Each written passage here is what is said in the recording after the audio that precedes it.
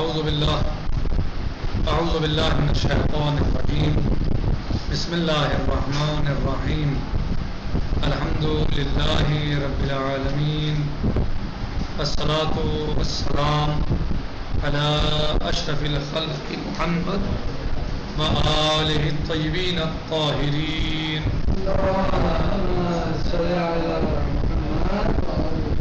وعجل فرجہم۔ حلقہ اولا میں ہماری گفتگو چل رہی تھی کہ لفظ اور اس کے معنی کے درمیان جو علاقہ پایا جاتا ہے وہ کون سا علاقہ ہے، اس پر ہم نے گفتگو کی۔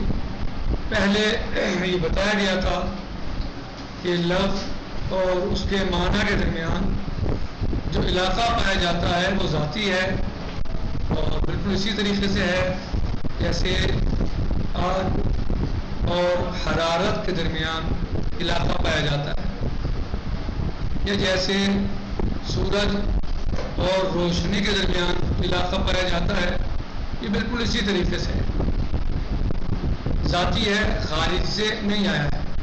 فرق یہ ہے کہ آگ اور روشنی کے گرمی کے درمیان جو علاقہ پایا جاتا ہے، یا سورج اور ضوء کے درمیان جو علاقہ پایا جاتا ہے، وہ علاقہ خارج میں ہے، اور جو علاقہ لفظ اور معنی کے درمیان پایا جاتا ہے وہ فقط ذہن میں ہے۔ اس پر ہم نے گفتگو کی تھی۔ پھر بات یہاں آئی تھی کہ لفظ اور اس کے معنی کے درمیان جو علاقہ پایا جاتا ہے وہ علاقہ ذاتی نہیں ہے۔ کیوں؟ اس لیے کہ اگر کوئی بھی انسان جو عرب میں رہ رہا ہے، جو عربی ہے، وہ اگر لفظ ماں بولے تو کیا ایک انڈین انسان، ہندی انسان، کیا اس کے دماغ میں فوراً وہی آئے گا جو عربی سمجھ رہا ہے لفظ ماں سے؟ یعنی عربی کیا سمجھتا ہے فوراً؟ یعنی جیسے لفظ ماں بولے گا تو اس کا ذہن منتقل ہو جائے گا ایک ساحل خاص کی طرف۔ تو کیا ایسے ہی انڈین یا ہندوستانی یا ہندی انسان کا ذہن بھی لفظ ماں سنتے ہی ایک ساحل خاص کی طرف منتقل ہو جائے گا؟ نہیں، ایسا نہیں ہے، بلکہ ہندی انسان تو اس کو سمجھ ہی نہیں پائے گا یہ کیا کہہ رہا ہے، بلکہ اسے ضرورت پڑے گی سمجھنے کے لیے لغت کی۔ یعنی جیسے لفظ ماں بولا تو اس کا ذہن فوراً ساحل خاص کی طرف منتقل نہیں ہوگا، بلکہ اسے ضرورت پڑے گی لغت کی۔ تو اس کا لغت کی طرف متوجہ ہونا یا لغت کی طرف ملتفت ہونا یا لغت کی طرف اس کو جو ہے پلٹنا، رجوع کرنا، اس بات کی دلیل ہے کہ لفظ اور اس کے معنی کے درمیان علاقہ ذاتی نہیں ہے۔ یہاں تک ہماری گفتگو ہو چکی تھی، یہ خلاصہ ہے گزشتہ دروس کا۔ آج ہم ایک دوسری اتجاہ کے بارے میں بحث کرتے ہیں۔ پہلی اتجاہ ہم نے پڑھی، آج ہم دوسری اتجاہ کو سمجھنے کی کوشش کرتے ہیں۔ وہ یہ ہے کہ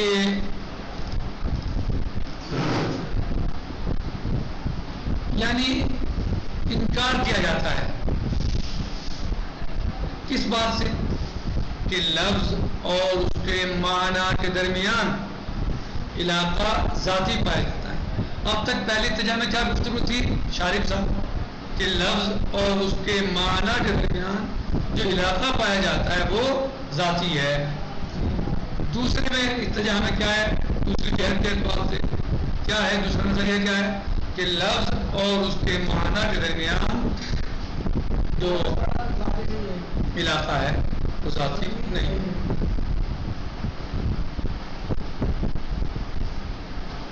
وہ اسی میں مثلا کہ ہم فرض کر لیں کہ جو علاقات لغویہ ہیں لفظ اور اس کے معنی کے درمیان یہ کہ جو معنی ہے اور لفظ ہے وہ علاقہ پیدا ہو رہا ہے یا دلالت کہہ لیں، وہ علاقہ پیدا ہو رہا ہے ہر زبان میں اس کے پہلے شخص کے وقت میں، یعنی جو شخص ابتدا میں ہے جو لفظ کو وضع کر رہا ہے اور اب جو علاقہ اس سے پیدا ہو رہا ہے، مثلا کہاں ہو رہا ہے؟ اس شخص کے یہاں پیدا ہو رہا ہے، یعنی جس نے لغت کو وضع کیا کیا ہے؟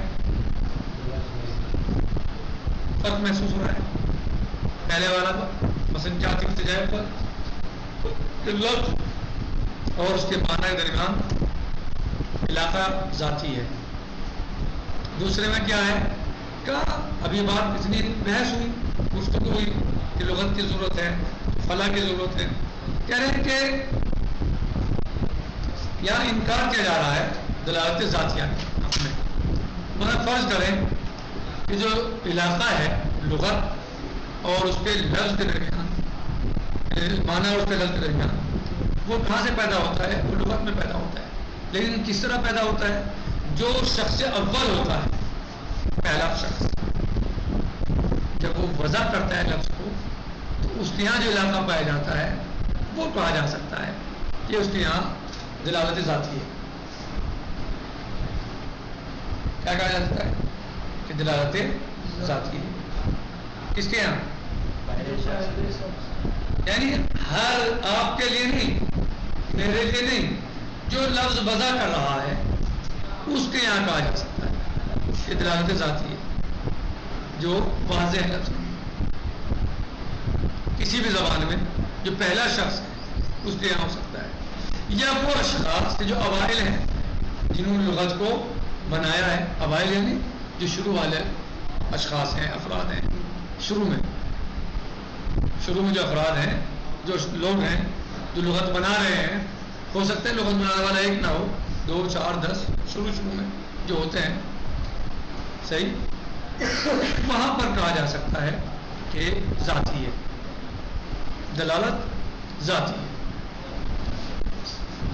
کیونکہ یہ لوگ جو ہیں، جو اول ہے، پہلا انسان ہے، یا جو اوائل ہیں، شروع والے افراد ہیں، یہ لوگ لفظ کو خاص کر رہے ہیں اس کے معنی کے ساتھ۔ فرق سمجھ میں آیا دونوں باتوں کو؟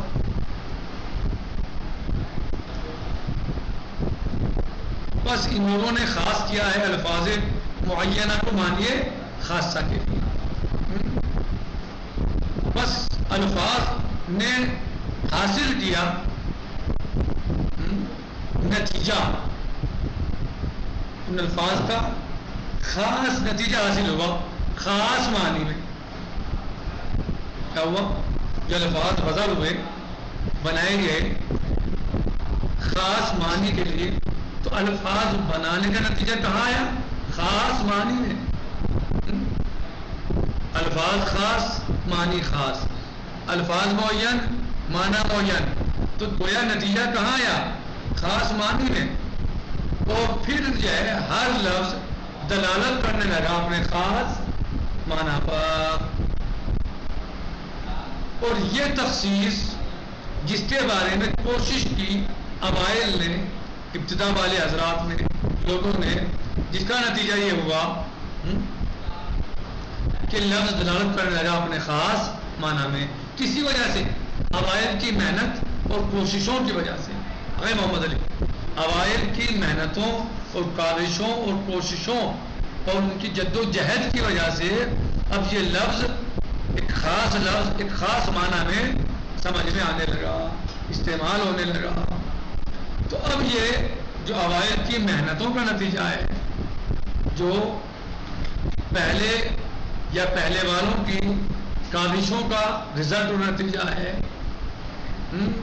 دلالت کے وقت جو دلالت میں پائی جا رہی ہے، تو اس میں سب سے پہلے کیا ہے؟ وضع ہے۔ سب سے پہلے کیا ہے؟ جو وضع کیا گیا لفظ عین، آنکھ کے لیے وضع ہوا مثلا، لفظ ماں پانی کے لیے وضع ہوا مثلا، تو یہ کیا ہے؟ وضع ہے۔ وضع سب سے پہلی چیز کیا ہے؟ وضع، سب سے پہلے والی چیز کو وضع کہا جائے گا۔ اور جو ممارس ہے اس کا، جو محنت کر رہا ہے، محنت جد و جہد کر رہا ہے، کاوش کر رہا ہے، اسے کیا کہا جائے گا؟ واضح. کیا؟ واضح. کیا؟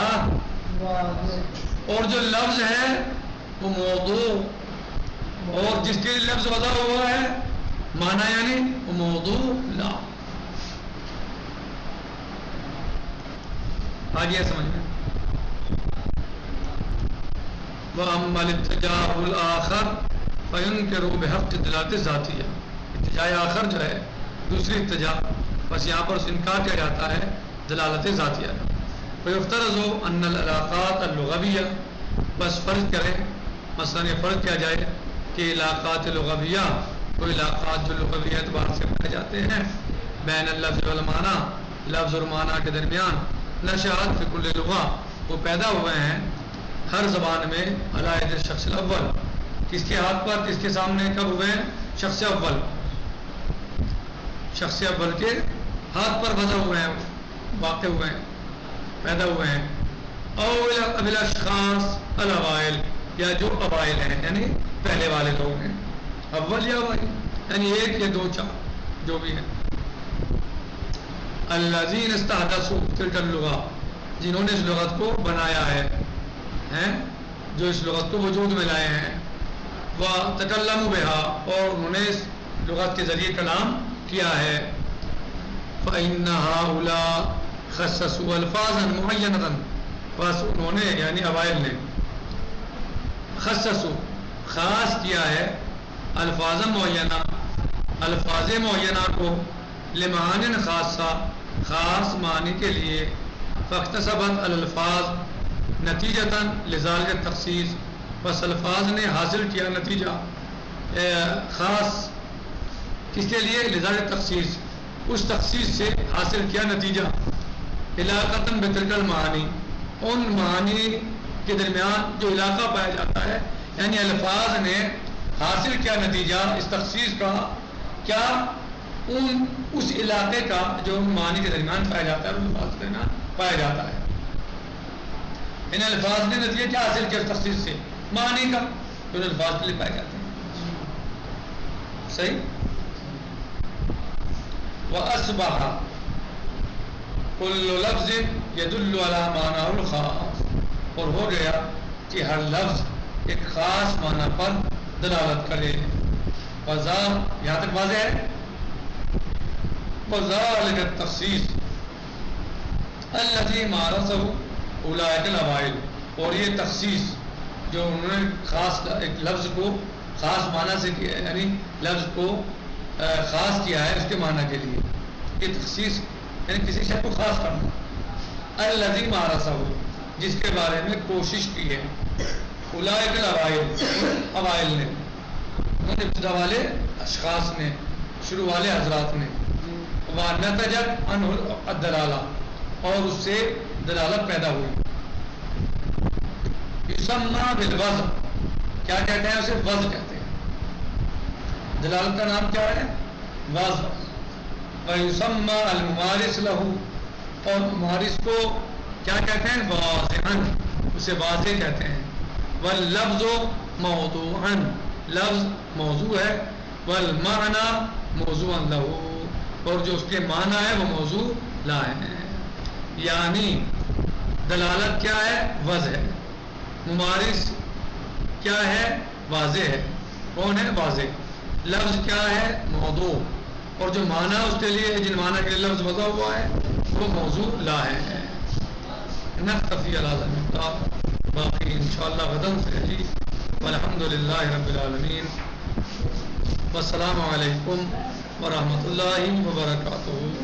فی امان اللہ، خدا حافظ.